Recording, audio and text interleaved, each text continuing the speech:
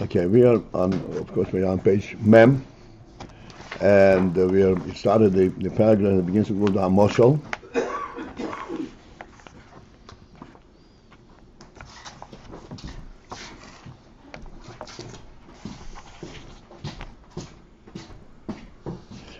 And we are going to start, even though we're going to discuss before, the line begins with ukmoken.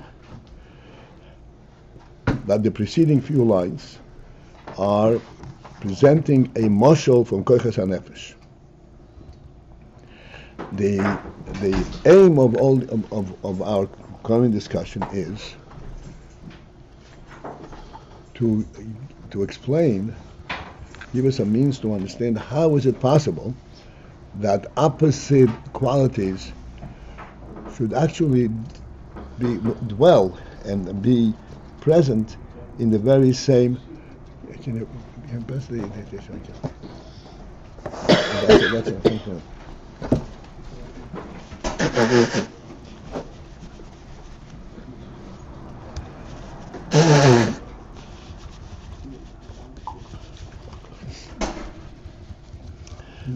Naturally be present in the very same principal reality. Right? The nefesh has all the koiches, and among the koiches there are koiches that are naturally very different, opposite one from the other, to the extent that their differences can be described correctly as fire and water.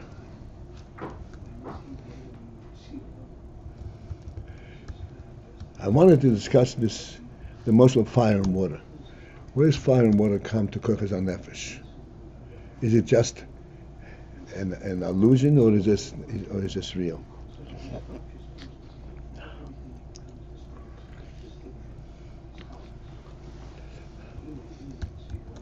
Physically, we see that fire. If you want to put on a little fire, if your match would have a diagonal of a half a foot, you would never strike. It has to be a very fine, thin strand of wood, and then if you give it a spark, it'll kindle.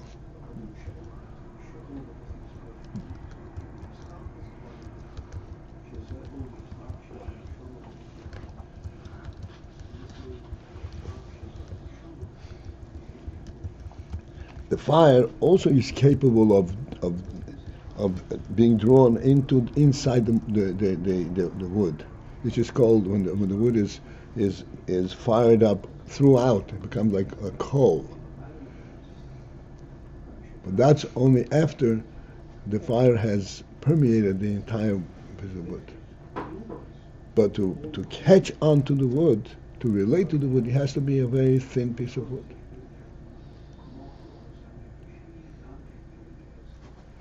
Water, on the other hand, does not have that kind of restriction. On the contrary, water comes in heaps, in a complete flow.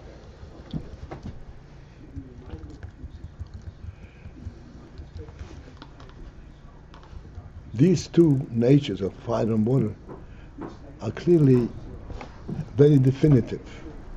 Fire requires that you should be able to break the element down to smaller, controllable elements, identifiable individually.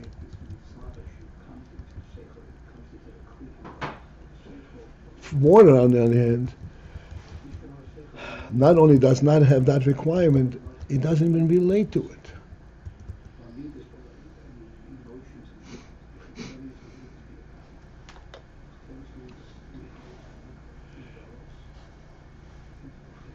So the koiches hanefesh have similar distinctions, such as chochmah and bina.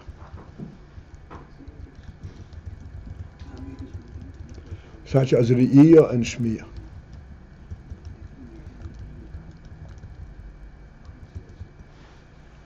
I'll use re-iya and shmiya as our model for obvious reasons. We spoke yesterday. We had a little bit of a discussion, and then on the WhatsApp about the optical illusion. Re-iya is based on a completely different basis than shmiya. Re-iya, the basis of re-iya is the infinity, the that which allows for things to be.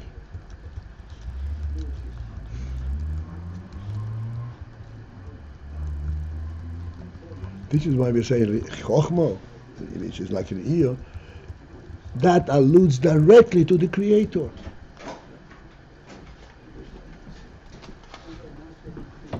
That's the only way you can justify existence. That's what re-iya relates to. Seeing an object does not mean see the object. It means seeing the object within an environment. And you see the background first that allows for the object to be.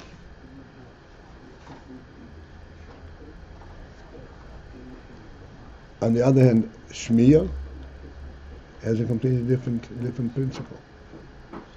Shmiya, you cannot hear two words simultaneously.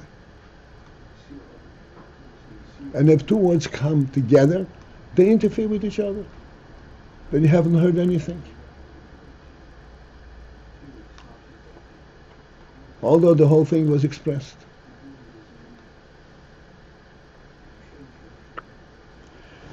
These are clearly very different and opposite qualities. The interesting thing is that within the nefesh, this is what we are trying to focus on, both of these exist simultaneously. The nefesh relates to the details as reality and relates to the principle behind them as a reality. Simultaneously.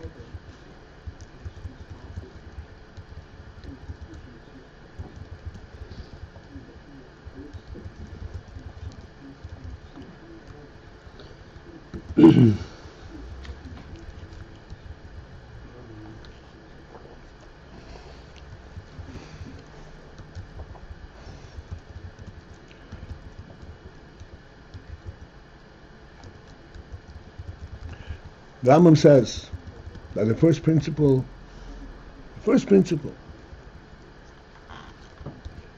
is to know that there's a first being.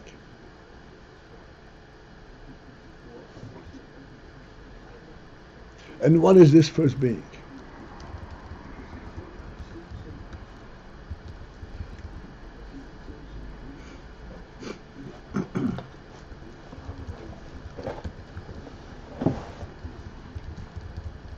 There are two ways to relate to this first being.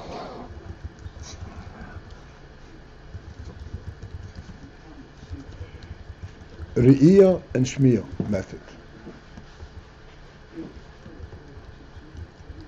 Shmiya, the first being, represents a commander.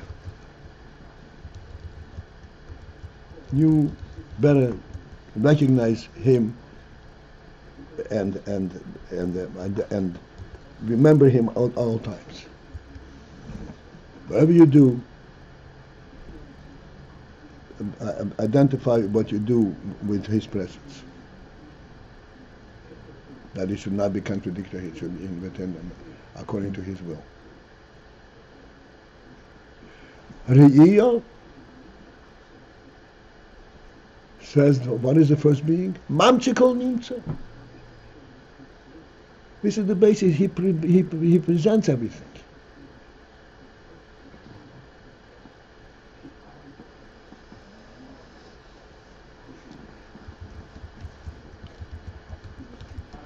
The difference between shmiya and chochmah and bina.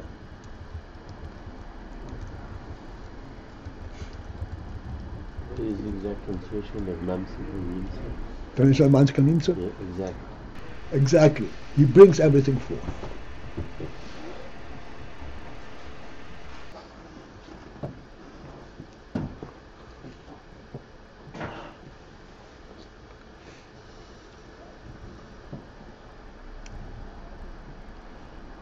Both of these principal senses are present in the nefesh, not only simultaneous, but as one thing.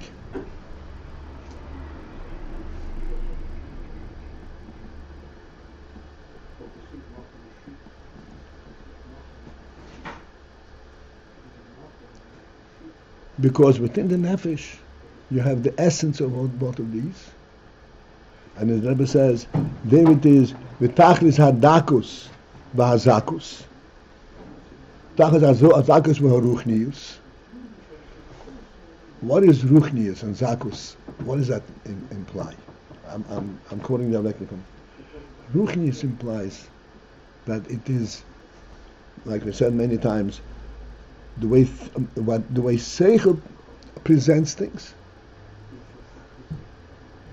It's not that it hits you, and it occupies your space and you can't bypass it.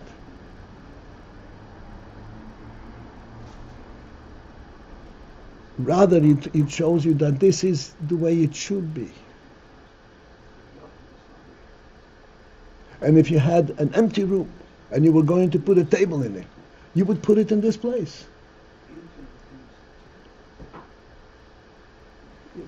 Taking this very simple illustration, which everyone can kind of relate to.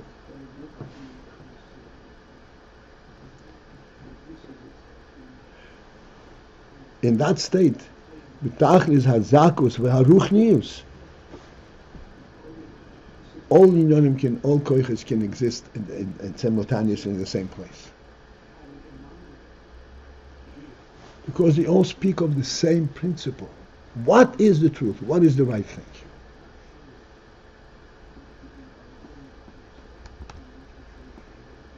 The reason that Bina says you have to obey this motorishi is not as it would sound in words, oh, you better watch out. There are consequences if you don't. Not at all. Yes, at all, but not at all. That's not the principle.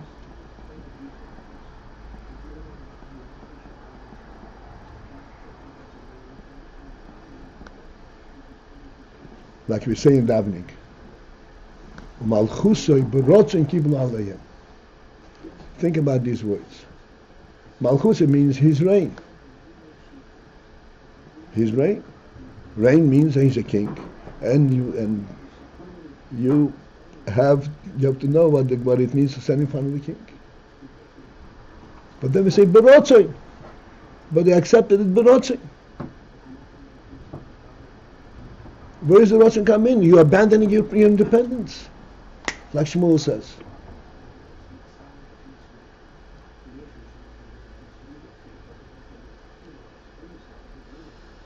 No, but that is the truth of the nefesh. Malchus berotzen.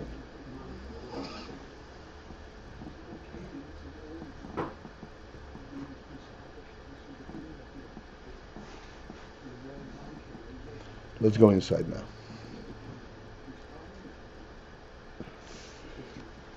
Be on the line that begins with the words ukmoken. This is by count it is the sixth line from the beginning of the paragraph, beginning of the word hamoshel.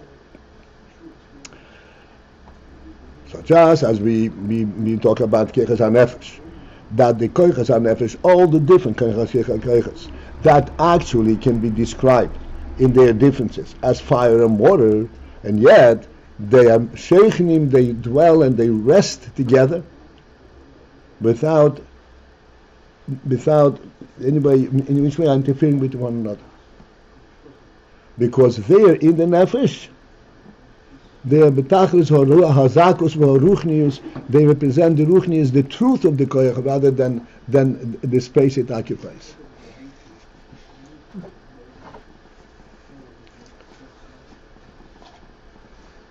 ukmoken yuvan bina as spheres. Similarly, we can understand the similar principle. We can understand being as spheres in the union of as spheres, because we were saying that as spheres are present in the Oirin Sof, and they're referred to as spheres hagnuzos. And we said that these spheres, it is the chus haseichel that allows you to recognize and see that they are there together. And how do we understand that? That although the absusam bekelim, that when the spheres are imbued and brought forth in kelim means a means of presentation. That's what a keli is. We start talking about kelim many times. What keli means, something that receives and then presents it. Like we say, a cup is a keli. Why? Because a cup and they presents water for drinking.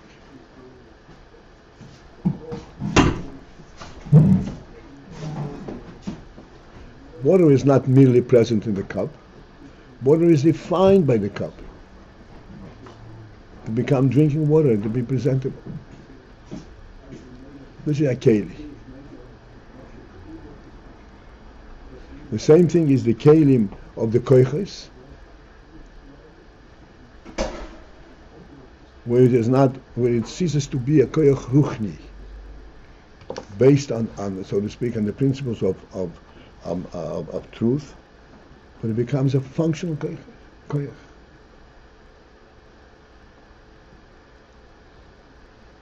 And identifies the various means by which it is presented. Like fire, as we said before, needs a thin piece of wood to be kindled.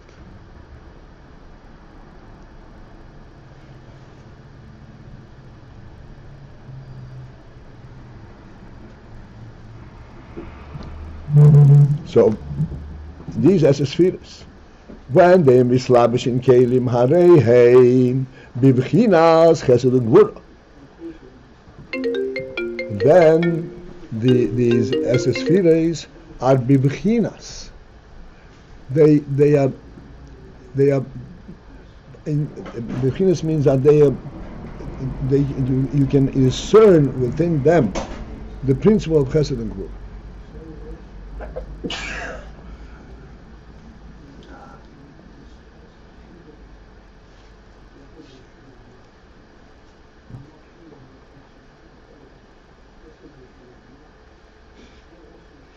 Let's go back for the moment of the motion of the fire. I think it's a useful thought.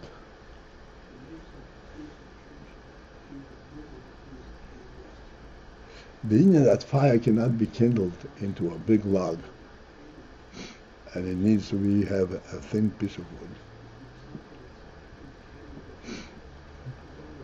It's not only that if you have a piece of wood, the fire will kindle. The fire takes a piece of wood and breaks it down.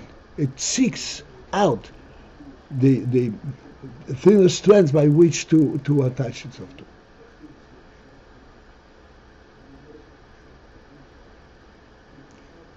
It breaks down the log into little strands and identify each strand independently, individually, and then it kindles.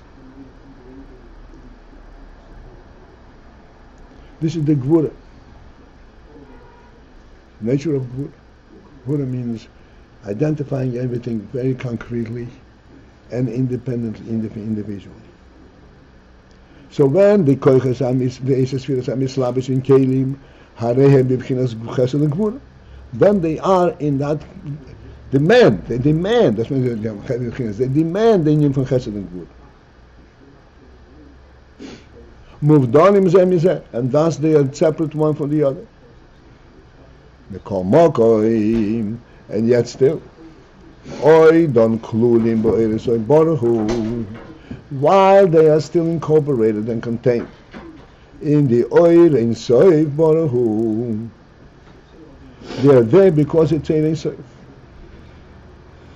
Harei hein bibchinas hadakos v'horuchnius ve'en ketz mikmei shehem b'cha'achakach.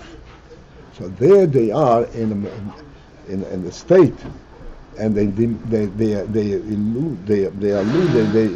their message is dakos v'ruchnius ve'en ketz, an infinite distinction in terms of being dakos and ruchnius, not at all the inyan of mitzius,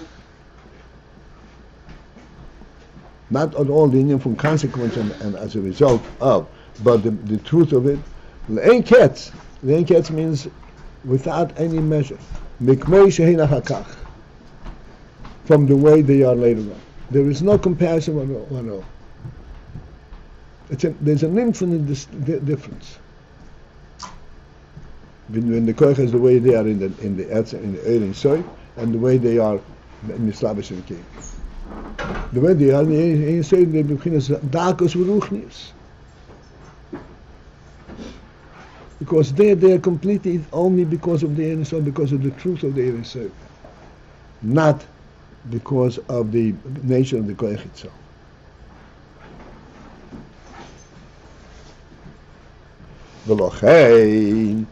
And thus, and therefore, ein shom is chalkus kol bebchina b'fnei atzma. That's why over there is not a distinction, a division. Kol bebchina b'fnei atzma. Every quality individually, kiyim klulim kulam ki'echod. They are incorporated all ki'echod as one.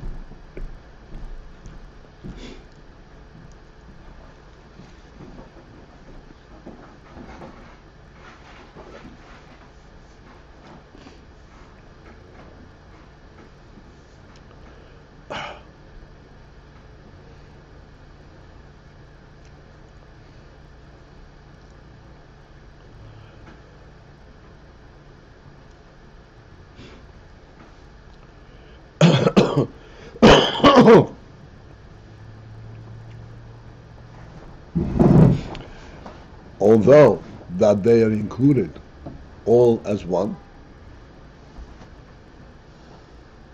nonetheless, there are all these spheres.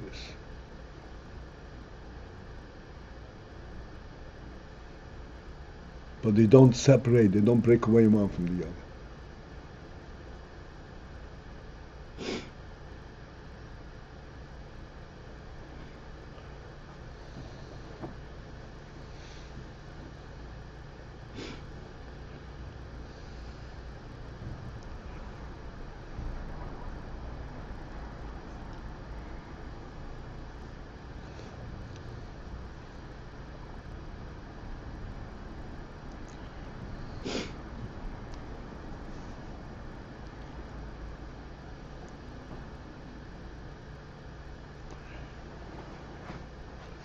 Yesterday, in the WhatsApp and all the comments, the optical illusion came up again.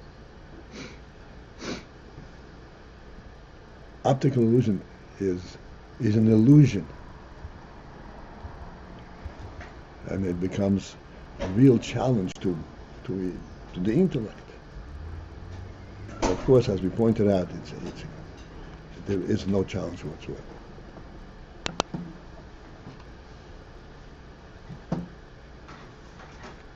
So as we're learning this now, it occurred to me to demonstrate clearly the inyan that we're discussing right now. We all know that any physical object, in order to be, must have 6 dimensions. We call it 3 dimensions, because the other 3 as a direct result of these 3. But essentially, there has to be a cube in order to be an entity.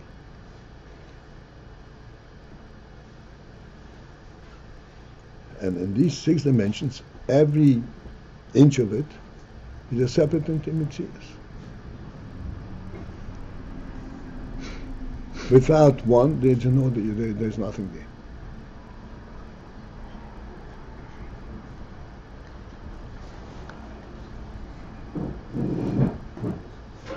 Where does this physical object exist? In the space that it occupies. If it occupies this space, and the space allows for this object, then the space also has to have 6 dimensions.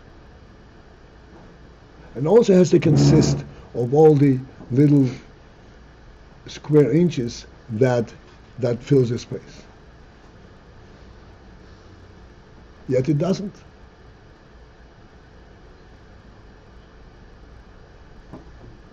In space, these 6 dimensions are not only they're not identified, but they don't exist. Although they do exist.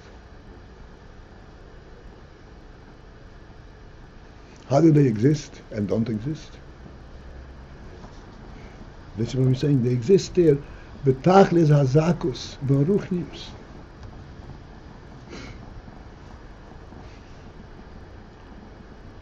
They exist because of the reality of the space, not because it is presented by its mitzvahs.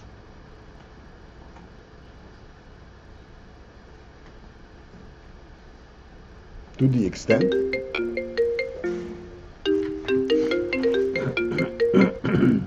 that's the first one. To the extent that without the proper understanding of Torah, employing one's chochmah and bina, it's considerable people say, what space is? Nothingness.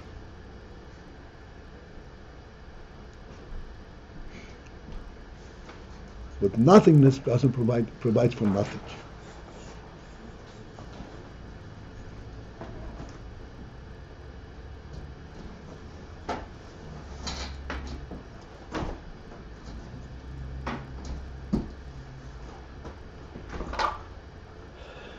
This could be, could require a broader discussion. We're not going to go into it, just to illustrate that you will bring a table in a predefined area. It's called a dining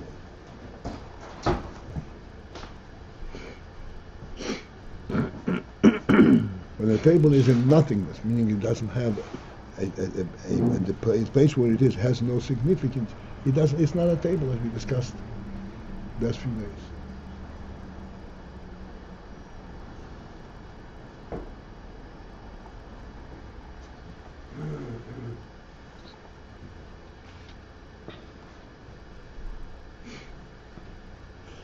Okay, let's just go a few more words. Okay, Belochein, and thus, therefore, Matan Torah, at the moment of Matan Torah, Shehoya Hagilui Milmaila Mishtalsmus, where the godly revelation came from Milmaila Mishtalsmus, from above Hishtalsmus, above the defining element of world. Ubenefesh, reflected in the nefesh, hu inyan his galus hakichas ha'atzmi. In the nefesh, this is alluding to the inyan of his galus hakichas ha'atzmi, that the koichas ha'atzmi must be discussed. Atzmi, the true essential, the essence of koichas. Not the functional element of koichas, but the essence of koichas, the way it is true because of the nefesh. Therefore, hoyeroyim as anishma b'shem as anira. As a result of that, it says royim as anishma. They saw that which is heard, which is hearable, and they heard that which is seeable.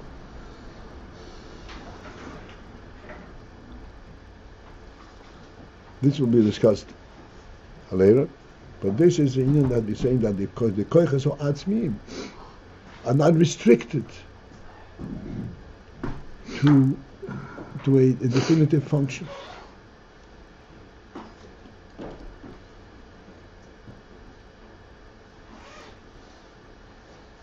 When it comes down into kelim, of course it's restricted. But koiches or atzmim, they're not restricted. That we already discussed. The koiche that is in the keli is rooted in the nefesh. There's a koich atzmi. And to be continued. All right, gentlemen, tonight is our grandson's wedding, so I don't think I'll be able to have a class tonight.